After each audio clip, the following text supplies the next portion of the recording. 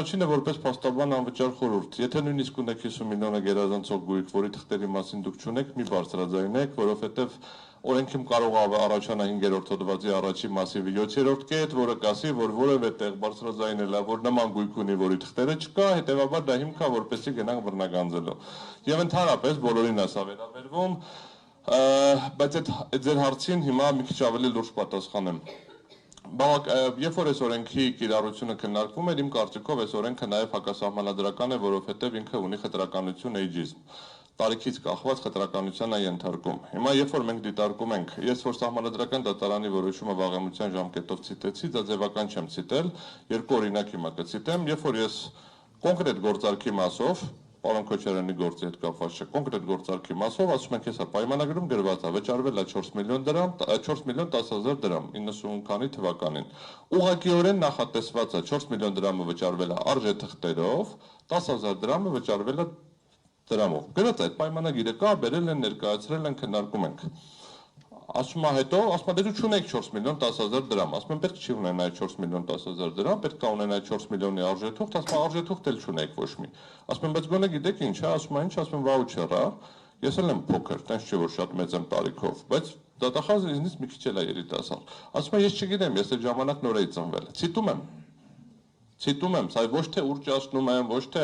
հիմա ասում եմ կլինի գնանք մի քիչ տարիքով դատախազ կա, ընդ որում լավ կլինի որ ինձնից էլ տարիքով լինի, որտեվ իմանա, որովհետև փաստեր կան, որոնք եթե մենք խոսում ենք մարդու մասին, ես հիմա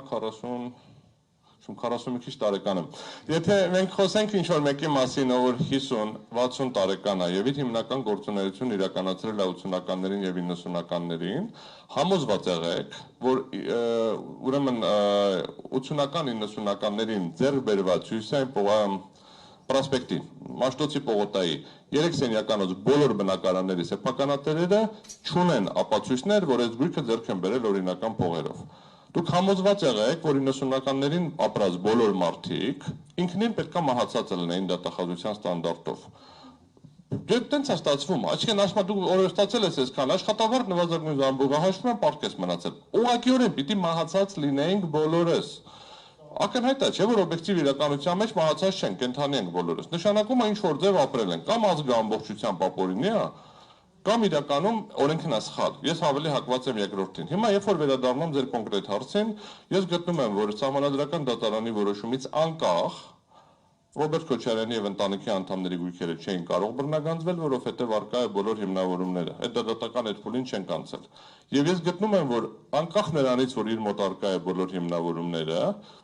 որևէ անձ ներառյալ Ռոբերտ Քոչարյանը եւ ընտանիքը պարտավոր չի դատական գործընթաց անցնի եւ ապացուցի իր կյանքի ընթացքում ձեռբերված գույքի օրինականությունը կամ ապօրինությունը, եթե մենք չենք որոշում ընդունում ոչ թե ինչ-որ sense ընտրովի process իրականացնել, այլ ինչ-որ գործընթաց չի տեղի ունենում ընդհանրական ամբողջ ազգի բոլոր մարդկանց առանց քրեական գործի, առանց ոչ մի բանի,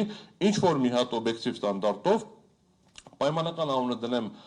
փաստաթղթավորում եք ուզում անունը դրեք, ուզում եք ամնիստիա դրեք, ուզում եք օրինականացում դրեք, ինչ ուզում եք դրեք, այսինքն մի հատ process, որը բավականին խնդրահարույց է, բոլոր երկրները ով որ դա արել են, ունեցել են կորուստներ, ոչ թե աճ։ Բոլոր քաղաքացիները, ովքեր ակնկալել են, որ այս գործընթացի արդյունքում իրենց բարեկեցությունը պետք է լավանա, իրականում վատացել է։ Այդ բոլոր մարդիկ էլի լավ են մնացել, մնացածինը վատացել է։ Դրա համար ես վերադառնալով հարցին, հա, ես բոլոր գործերով, այդ թվում նաև երկրորդ նախագահի գործով, բայց բնացած բոլոր գործերով միջնորդելու են, որ ըստ էության մերժվի, հա, հայցադիմումները, մանդ ձևակերպումները, որը կլինի կքննարկենք, կհամաձայնեցնենք, բայց չի կարող այս վարույթները շարունակվել։ Սա զուտ որպես մոտեցում, բայց ես նորից վերադառնալով ոչ մեկին չասեք 50 միլիոնից ավել ձեր գույքի մասին։